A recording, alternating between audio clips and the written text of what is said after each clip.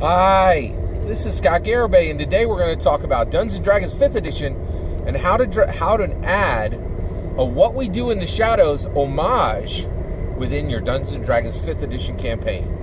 All right, so what is What We Do in the Shadows? So What We Do in the Shadows is a television series. There's only one season out. It came out this year in 2019. It is a series that serves as a sequel to What We Do in the Dark, which was a movie that was done, I think, about 2-3 years ago. What We Do in the Dark had the theme of modern-day vampires. It was done by Taika Waititi, who it was the director of the last Thor film for Marvel. He is a comedy director. He is very, very funny. I think he's a New Zealander, right? And so he has this really cool New Zealand sense of humor. And he is connected to the guys who did Flight of the Conchords. Flight of the Conchords produced the star Jermaine Clement, who has gone on to do voice work in Moana. He was the shiny crab, the crab villain. Jermaine Clement was also in Rio 2. He did voice work in Rio 2. And he's been in many different shows. He's a comedic actor. So basically, Jermaine Clement and Taika Waititi were both involved in What We Do in the Dark, the movie, and they were producers and writers, I believe, for What We Do in the Shadows.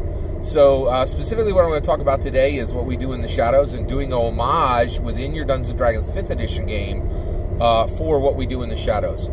Spoiler warning, there are spoilers for both What We Do in the Dark and What We Do in the Shadows in this content.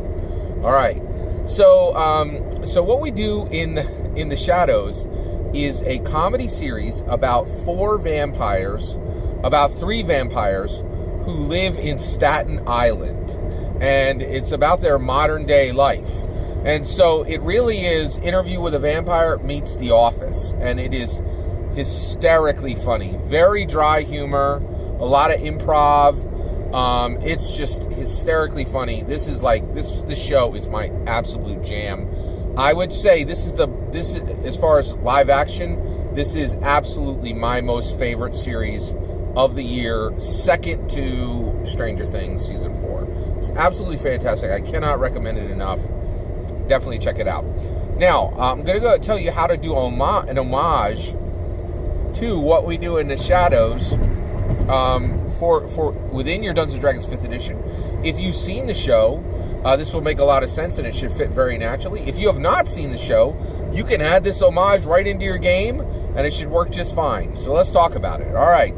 So the way you should add a What We Do in the Shadows homage to your Dungeons & Dragons 5th Edition campaign, and by the way, this will fit into any of the current settings. This would fit into Eberron. This will fit into any of the published settings for 5th Edition. And those 5th Editions right now are Ravnica, Greyhawk, Forgotten Realms, and Eberron, right? So those are all published setting. There were adventures that introduced those settings into Dungeons & Dragons 5th Edition. This will work in any campaign set in any of those areas, right? So adding this homage. So how do you add an homage to a Dungeons & Dragons 5th Edition campaign for What We Do in the Shadows? So here's how you do it. So one, you're going to introduce a adventuring team, okay? The name of the adventuring team is Mesmon. All right.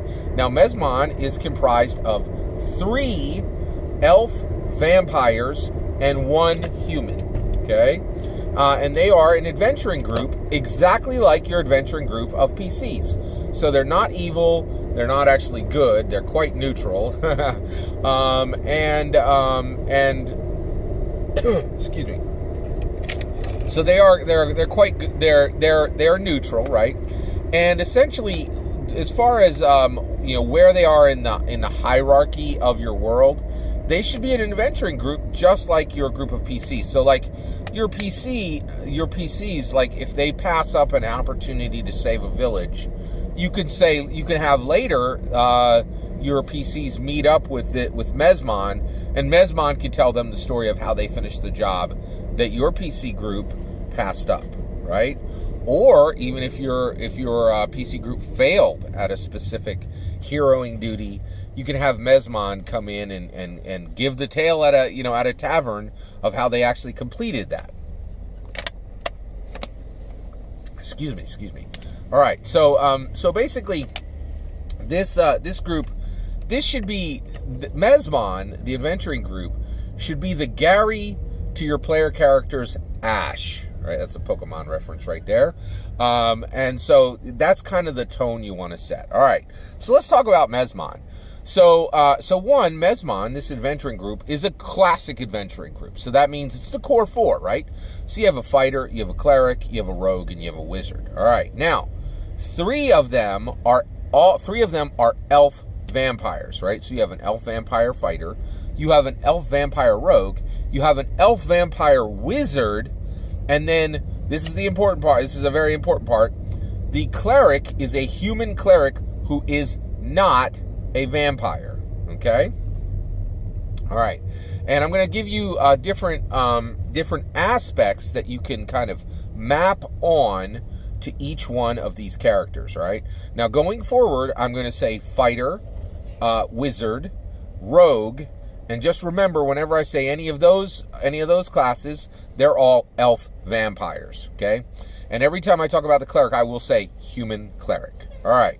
So let me give you a structure of Mesmon. So one, Mesmon is so just to be clear, the wizard and the rogue are married. All right. The wizard is male and the rogue is female, right? And they've been married for a very, very long time, okay? By the way, all three, the fighter, the rogue, and the wizard, they are all level 12 within their respective classes, all right? The human cleric is level 8, okay? All right, so just to kind of give you context there. So the wizard, whenever he talks about himself, he will talk about himself and his performance on the battlefield as a wizard, as though he is level 20, right? He is a very competent wizard. He is a 12th level wizard, but he will talk about himself as though he is a level 20 wizard, right? So just be aware of that. The wizard and the rogue are married. Okay, the rogue very much loves her husband, but whenever asked any questions about him or when she refers to him, she will be very insulting to him, right? Like, really be very dismissive of his achievements, dismissive of his abilities, and if you were to listen to her words, it's pretty clear that she thinks very lowly of him, but that's not the reality, actually. She loves him very much, and she's and their relationship is strong, right? Just be aware of that. Okay. All right. And again, we're, basically when you present this adventuring group in your game, anyone who has seen the show will very much start to pick up, the homage aspects of this. All right. All right. The wizard has a cursed hat, which he absolutely loves, and it is very legit cursed, right? It looks super dope, and it very much looks cool. He likes to wear it, but basically once a day, it'll be like, essentially one of his activities, even if it's just like eating mutton, he'll stab his knife through his cheek, right? Like something terrible will happen once a day because of this cursed hat. The rogue hates this hat, and she will take opportunities to sell it, make sure it gets lost, knock it off his head if she can, right? Like, or if it seems like an accident, right? So this is a point of contention between the rogue and the wizard. All right, let's talk about the fighter and the human cleric. All right, the human cleric, the 8th level human cleric, is actually the familiar, right? The familiar to the fighter, right? So essentially, he is a vampire, right? A powerful vampire, and he specifically has he specifically has a human familiar, and this human cleric actually acts as, and I use the term here, familiar. I should, basically, vampires often have familiars who will be human. So he does function as a familiar, but in reality, he functions as a servant, right? So the human cleric serves as a servant to the fighter, okay? Now, why does he do this? Well, the reason why is the human cleric very much wants to be turned into a vampire, right? He's very... he has a lot of respect and admiration for vampire culture, and he wants immortality, right? And however, the fighter is incredibly dismissive of the human cleric, makes him do everything, is really quite cruel to him, very dismissive of him. The only time the fighter will do anything to help or honor the human cleric in any way is if anyone else throws shade at the human cleric, right? Then he becomes very defensive of the human cleric because the human cleric is essentially his servant, his familiar, right? And I know the term familiar is a little different in Dungeons & Dragons, but again, this is kind of, the fighter will actually refer to the human cleric as his familiar, right? And you can kind of play that off. This group should be producing humor within your Dungeons & Dragons 5th edition campaign, right? Now, by the way, I have a very distinct opinion about how humor should be done in Dungeons & Dragons 5th edition. Basically, I think the best humor happens in Dungeons & Dragons when it's not attempted, right? So you want to play this light, right? And this is kind of going to be kind of a dry humor, right? Maybe only half the players at your table will really get many of these jokes, right? And that is very much what we do in the shadows. The jokes are very subtle, very dry, right? Okay, all right. So you have Mesmon, you have this classic core 4, right? Human cleric, fighter, rogue, wizard, right? All right, so let's talk a little bit about the wizard. So we talked about the wizard's cursed hat. The wizard also has a hobby, which is topiary.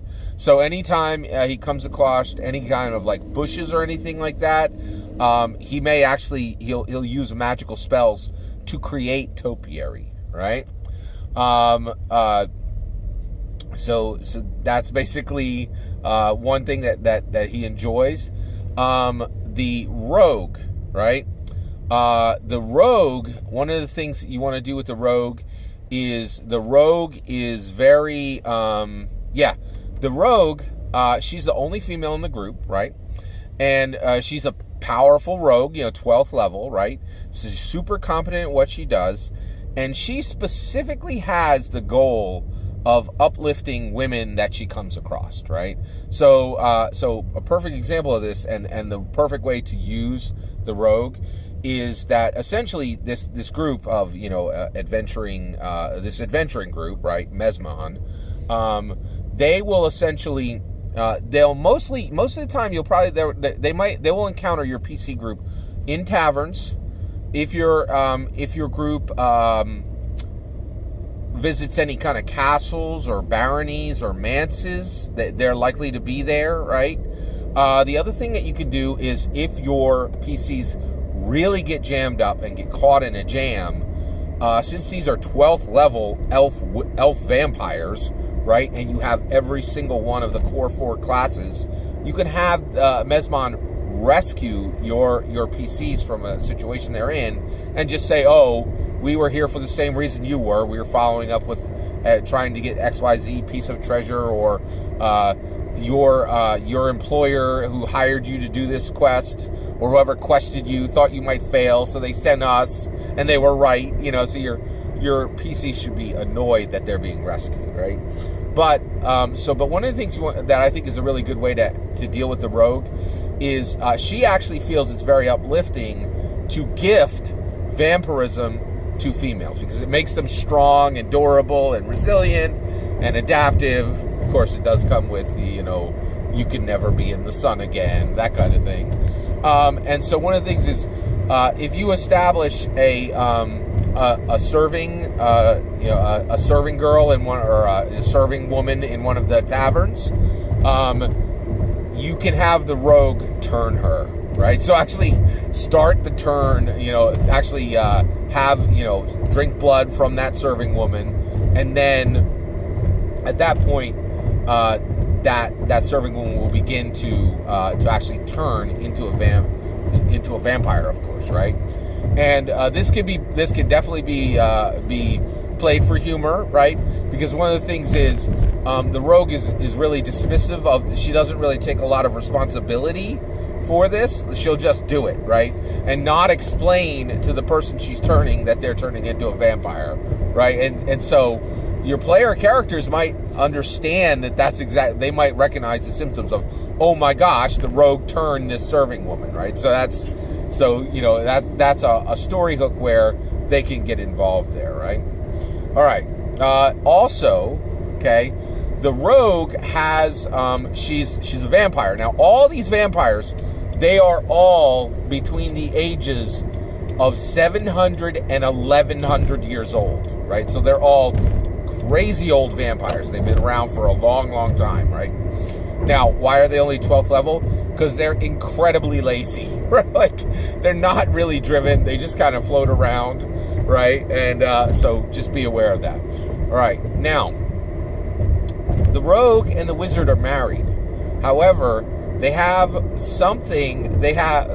However, the rogue has a paramour, someone that she falls in love with, who is not her husband, on a very regular basis, right? Now, the rogue, in addition to being a rogue, she's also will have occult ties, right? And through those occult ties, she'll be able to tell through tarot that her paramour this person that she has a physical relationship with, in addition to her husband, right, is essentially, what's the best way to? Oh yeah. So she every time she sees this person, she'll recognize this person, but she sees him generationally, right? And each time it's the same person, right?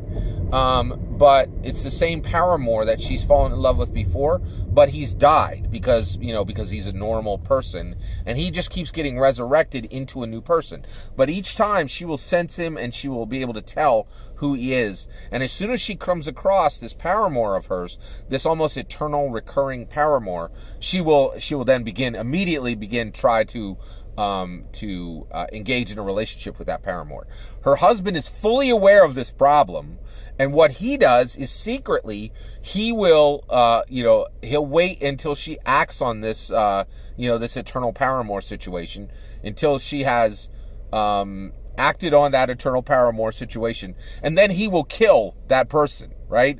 And he does it in the same way every time. He will behead that person, right? So you can introduce that storyline in for the rogue. All right. Now, the fighter and the human cleric. So the fighter actually is by far the most capable of the entire group and serves as the leader of Mesmon. Okay, so basically, the wizard and the rogue are both equally as capable of leading the group, but they don't lead the group because for a couple reasons. One, they're constantly bickering, which takes a ton of their time and energy and really makes it so they're very unfocused, right? Whereas the fighter is very focused, right? So he's capable and he's focused. So he becomes the leader. So he is functionally the leader of the group, and he will give directions and even like orders to the wizard and the rogue. Okay. Now, of course, he will give orders to the human cleric. The human cleric serves all of them, right? And of course, the human cleric does not is of a neutral domain and does not really use healing spells. He uses harm spells, which manifest as healing for the vampires. And actually, this human cleric has done a lot of work and actually has a few magic items which allow him to functionally give healing to vampires, which is very unusual, right? Now, again, the relationship between the fighter and the human cleric is very close. The human cleric serves the fighter as a servant, and the human cleric, the whole reason the human cleric is there is he wants to be turned. However, the fighter has absolutely no intention of ever turning the human cleric, and really expects that the human cleric will serve him for 70, 80, 90 years, and really very much doesn't care if the person dies at that point, right? And will often very directly explain to the human cleric that they are not a vampire, especially when the human cleric tries to, kind of go along with the group and say or do anything that is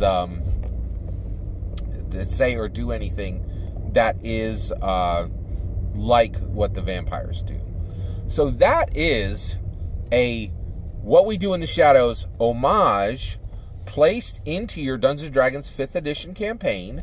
It is an adventuring group that you can add into any of your campaigns. If comedy fits within your campaign, let the dry humor remain. Some of your player characters may find their different eccentricities as humorous. The other thing is, if your game is really very serious, almost like a Zweihander, grim and perilous RPG kind of a setting, you can just pull it back a little bit and place this What We Do in the Shadows homage right in there, and just a little bit of pulling back will turn this from a comedic performance to a very serious performance, because it is so subtle, right? And actually, What We Do in the Shadows is incredibly funny, but at the times where it is not being funny, it is actually being quite sad. So that is my presentation of Dungeons & Dragons 5th edition homage to What We Do in the Shadows. I'd love to hear what you think. Let me know in the comments below. Please consider liking and subscribing, and have a wonderful millennium.